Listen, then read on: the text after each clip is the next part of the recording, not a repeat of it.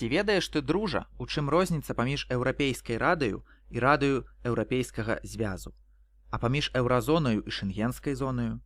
І чаму на сцягу еўразвязу 12 зорак, калі чальцоў 27?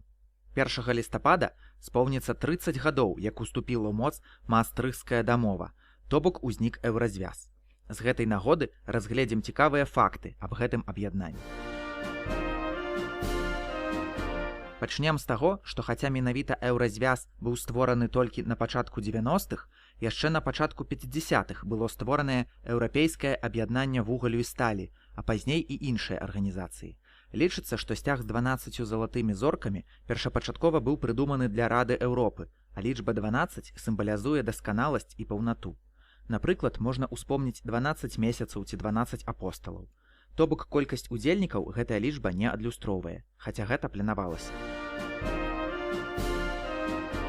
Еўразвяз мае 7 асноўных інстытутаў.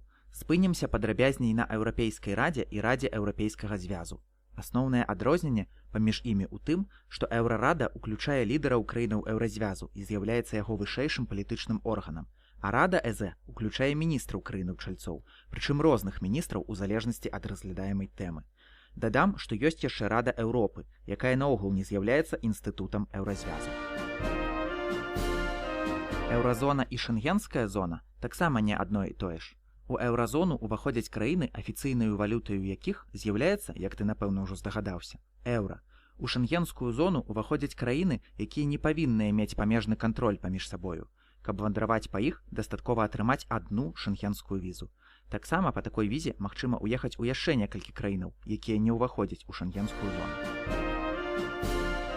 Існуе ініцыятыва па паглыбленні адносінаў паміж еўразвязам, яго дзяржавамі-чальцамі і 6 краінамі ўсходняй Еўропы, усходняе партнерства. 3 з іх, Малдова, Грузія і Украіна, зараз маюць бязвізавы рэжым з еўразвязам. А вось чаленства Беларусі ва ўсходнім партнерстве ўжо некаторы час прыпыненае. Зараз у еўрапейскі звяз уваходзяць 27 дзяржаваў. Апошняй у 2013 годзе да звязу далучылася Харватыя. А вось Вялікая Брытанія стала пакуль адзінаю дзяржаваю, якая цалкам пакінула гэтае аб'яднанне.